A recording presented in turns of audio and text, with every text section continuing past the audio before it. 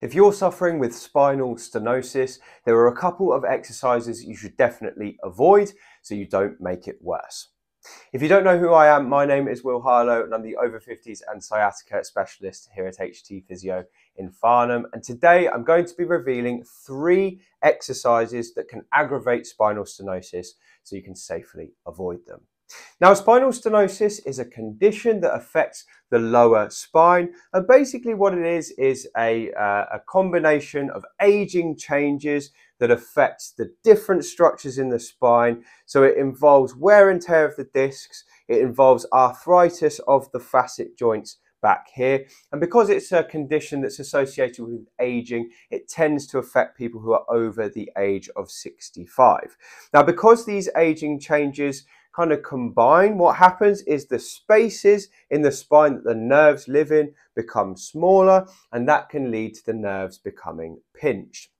So it's a structural problem. It's one that tends to be worse for people when they're walking. The main symptoms people get with spinal stenosis are things like aching in the calves and pain in the back when they walk, and those symptoms tend to go away when they sit down.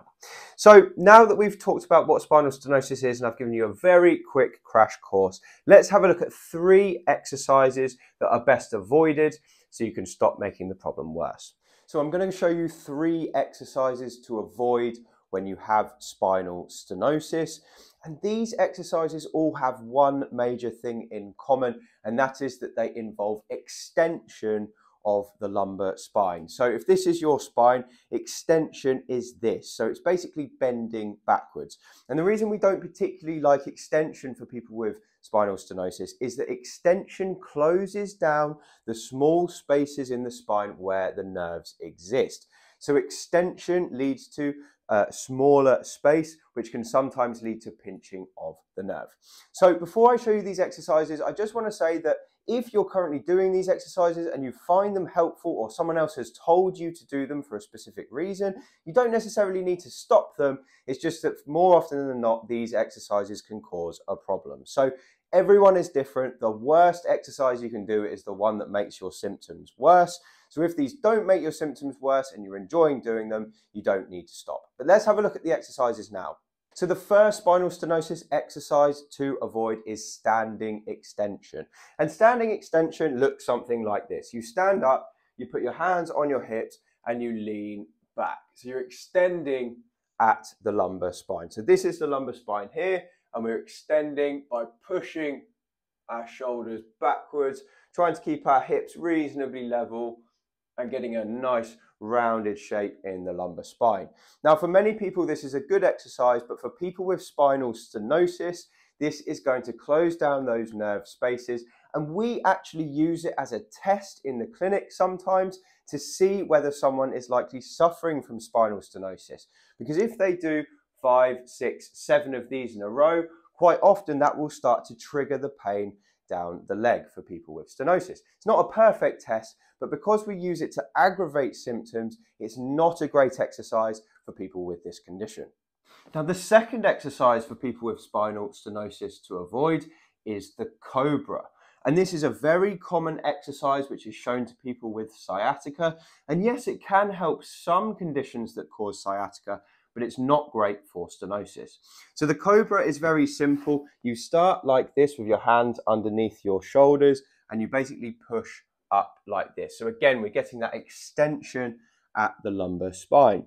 And this is commonly done in yoga and Pilates. And again, it's a very good exercise for spinal mobility, but because we're pushing the lumbar spine into extension, it's going to likely aggravate the symptoms of spinal stenosis.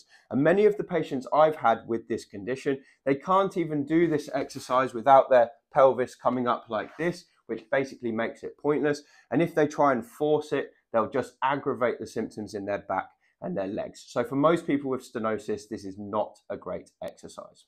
So now we've got one more exercise to avoid, and then I'm going to show you a bonus exercise to be careful of when you have spinal stenosis. So the next one to avoid is something I call double extension. And this can be done in a number of different ways, and it's designed to strengthen the lower back.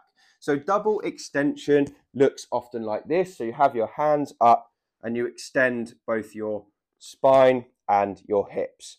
So you bring your back up and your hips up at the same time. So you're coming up and down. And when this exercise is done correctly, it's supposed to strengthen up both the gluteal muscles in the hip and the lumbar spine paraspinals, which basically keep you upright. But as you can see, when I do this movement, I'm really extending my lumbar spine. And even though the muscles are getting a workout, we're also closing the joints down as well. So this often causes pain for people with spinal stenosis. So that's another one to avoid. Now, before we wrap up the video, I'm going to show you one more exercise to be careful of. And this isn't an exercise to avoid per se, but it is one to be wary of, and that is the bridge. Now, the bridge is really commonly done. I like the bridge as an exercise, but for people with spinal stenosis, it can sometimes aggravate the problem. So the bridge looks something like this. You have your hands down and you push through your heels, you lift up, and I like to tell people to squeeze their glutes at the top. You might see this done in yoga or Pilates as a roll up. So you close the space down and then you slowly roll the spine up off the bed. And there's nothing wrong with doing it in either way. They have a slightly different goal.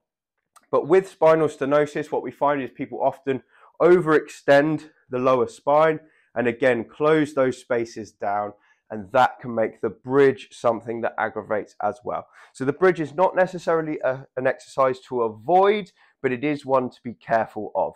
You can make the bridge easier or less likely to aggravate by first of all flattening your back down into the bed and then lifting up vertebra by vertebra, not overextending and squeezing your bum at the top. That will make it a much more manageable exercise if you have spinal stenosis.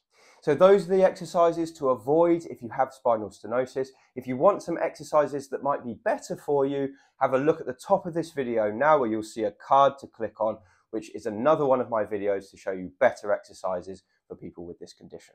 So those are 3 spinal stenosis exercises to avoid. I hope that's made sense, and if you've enjoyed this video, please share it with a friend or a family member who might be in need, because then you'll help that person too. And if you subscribe to the channel, you'll be the first to hear about our new content.